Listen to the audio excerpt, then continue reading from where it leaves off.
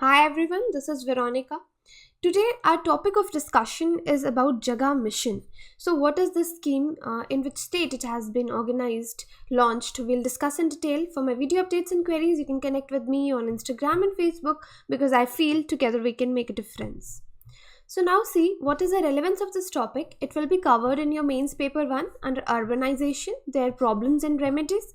At objective level, you should know about what is JAGA Mission.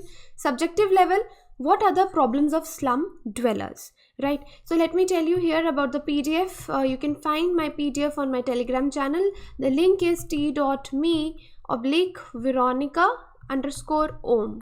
Okay, so here you'll find the PDF of this lecture.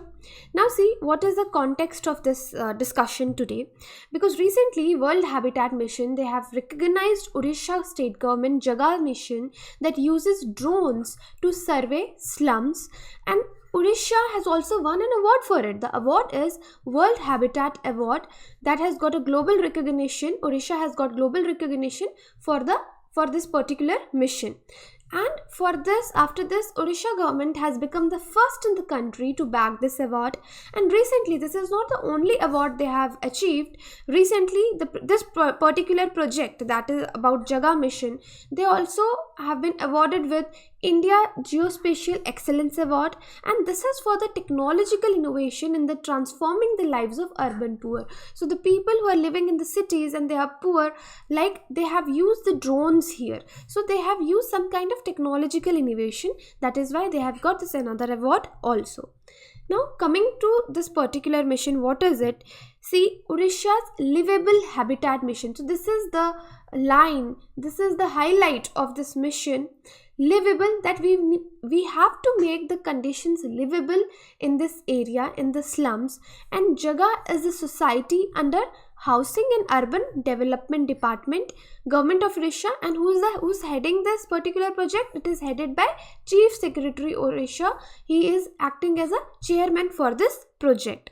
Now what are the aims of this mission?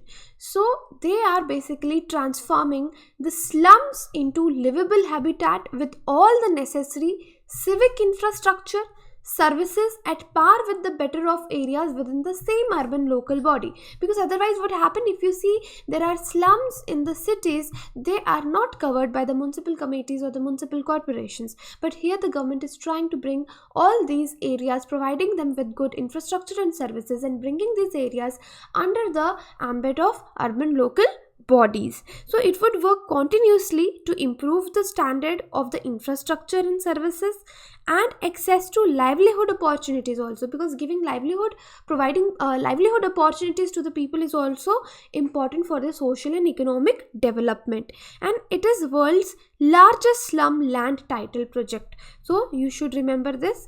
This project is world's largest slum land title, because here the government is planning to give titles to the people also. They will recognize the land for them also.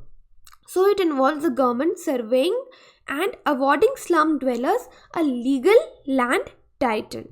Now why land rights actually they matter a lot? Why the land rights for slums matter? See, more often what happen, we look at slums as these are the encroachments, and slum dwellers, even if they stay in these slums for decades and decades, but they are not provided with any legal rights over the land. So this illegality further condemns slums, which are an urban reality, because we cannot deny that slums exist. Okay, they do exist, they are the urban reality in Indian cities, but we have seen that such unhygienic and unsanitary conditions exist there. Therefore, formal recognition of land rights allows for a cleaner cities and better living conditions for the slum dwellers. So this is the current affair. Moreover, let me tell you about the awards here. This award is given by, first award is World Habitat in partnership with United Nations Habitat every year. So this award is given by World Habitat a UK based organization. So this organization, World Habitat, is a UK based organization in partnership with UN Habitat, and every year in recognition of innovative, outstanding and revolutionary ideas, projects and programs from across the world, they compare all the projects going on around the world. Such awards are given. And another that they have got is Indian Geospatial Excellence Award, and this award is given by GeoSmart India. You need to remember this, which is an interactive platform, and what it does, it demonstrates the collective and shared vision of the Indian geospatial community. As you have seen here, the technology has been used, technology has been recognized in making the lives better for the urban poor, like they have used the drones, and it is the most prominent stakeholder event of the Indian geospatial ecosystem, right? So here we'll talk about this UN agency also, United Nations Habitat. See, it is the United Nations Agency for Human Settlements. It is mandated by UN General Assembly to promote socially and environmentally sustainable towns and cities with the goal of providing adequate shelter for all. So basically United Nations Habitat, sometimes it is also known as United Nations Human Settlements Program also. Okay, so it was established in 1978 as an outcome of the first UN conference on human settlements and sustainable urban development, that is known as Habitat First, which was held in Vancouver in 1976. So it was decided that they will open something like that, and then they opened UN Habitat in 1978, and it's working like this right now for the human settlements and the sustainable urban development. Okay, so here we complete the current affair for this. Now we'll jump to the static part. Okay, before jumping to the static part, one more thing about this particular JAGA mission, because here land rights for slum dwellers have been given under the Slum Dweller Act. So let's see what is this Slum Dweller Act. See, to ensure the land rights, Odisha enacted a Land Rights for Slum Dwellers Act in 2017, and here I'll discuss with you the key features of this act. Okay, so the act has two interlinked objectives. So objectives of any act or any scheme which comes is very important. The first is to provide tenure security to slum dwellers against the constant threat of eviction, because slum dwellers, they are already and always under constant threat of eviction and demolition. And second thing they want to provide is to create a legal base for improving the livability of the slum dwellings, providing good conditions to live in these areas. So this act provides in situ rehabilitation in general and off-site rehabilitation in case. So if they are told to evict the place, the government will give them the new place, but there are conditions in which cases the rehabilitations will be done off-site. First is if the land is in public interest. Second is if the land is unfit for the human habitation, like it is not clean, unsanitary conditions are there, unhygienic conditions are there. Third is ecologically sensitive land. And fourth is heritage land, that if the land belongs to some heritage area. So this act creates a working little through the instrument of certificate of land right. So they will be given the certificate of land right, which grants the right to occupy a particular piece of land. So this right is heritable but not transferable. Heritable, that you can pass on this right to your children, but you cannot, no one can purchase this right from you. For example, some corporate person, some big businessman thinks he can make a big project in that slum area. He comes to all the people who have given the certificate land rights and he purchases all them. Then the people are again evicted, because people, when there is poverty, sometimes they give up their lands for the money because they need the money.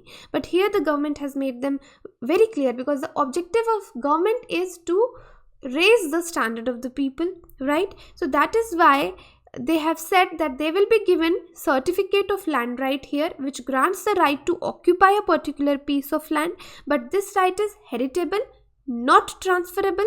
The right holder cannot sell, lease or gift it to someone else. So the act actually prevents the transfer or the ownership of more than one such certificate by one person, and in the event of transfer, it is declared So if there is a person, he transfers. Anyway, the government is prohibiting it, but he still transfers. But then it will be declared null and void, and no compensation is paid to the transferee and the transferer, and it can be fined up to 20,000. Person can be fined if he does something like this up to rupees 20,000 or subjected to 1 year imprisonment or both, right? So this is important for this current affair. So now we'll shift towards a little bit, we'll talk about the slums, the problems of slum dwellers. See, slums in India, how they are defined: they are a contiguous settlement where the inhabitants are characterized as having inadequate housing because they do not have a proper housing, they do not have basic services.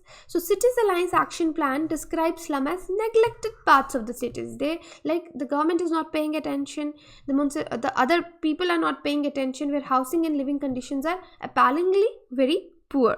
So according to the Census of India 2011, they explain slums that these are the residential areas where dwellings are unfit. As I told you, they are unfit for the human habitations. Human cannot live there, and they have given various reasons. By reasons of dilapidation, overcrowding, the place is to live for 10 people but maybe 50 people are living, so you will find overcrowding at such places.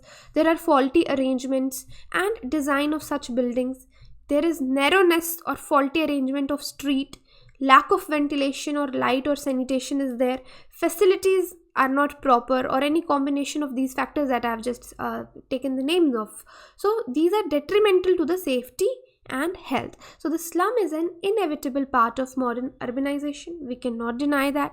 And the urban poor are active agents serving the non-slum dwellers and contribute to the economic growth, right? So that is why such projects are being taken up.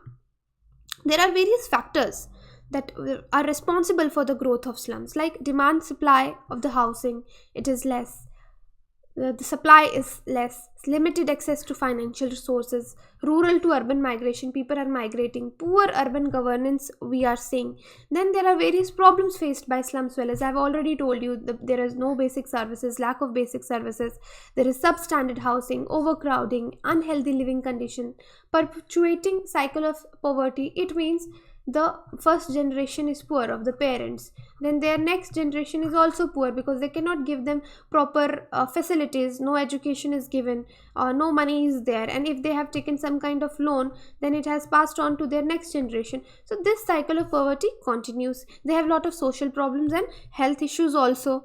So here we can talk about the way forward. So what is a way forward to develop the slums? See, to focus should not only on the building houses for the slum dwellers, but also we should try to promote livelihood options and social and economic infrastructure to develop the livelihood. Then for effective urban planning, housing and population, policies based on housing rights and right to clean environment must be established at all the levels, because these policies should be directed at inclusive cities and poverty elevation. Our aim should be that we need to alleviate, we need to end this poverty, and attention must be paid to income generation also. Attention must be paid to the transport and empowerment of the beneficiaries to redress possible future problems. So this is a three-pronged approach to slum-free city, right? And lastly, I would say slums should be developed, because developing slums, it will trigger your local economic development also. It will improve urban mobility, connectivity, integrate the slums, which are enormous economically productive spheres, into physical and socio-economic fabric of the wider city. So this is what I suggest as a way forward. You can tell me in the comment box, what do you suggest as way forward? So this is about today's lecture. Thank you.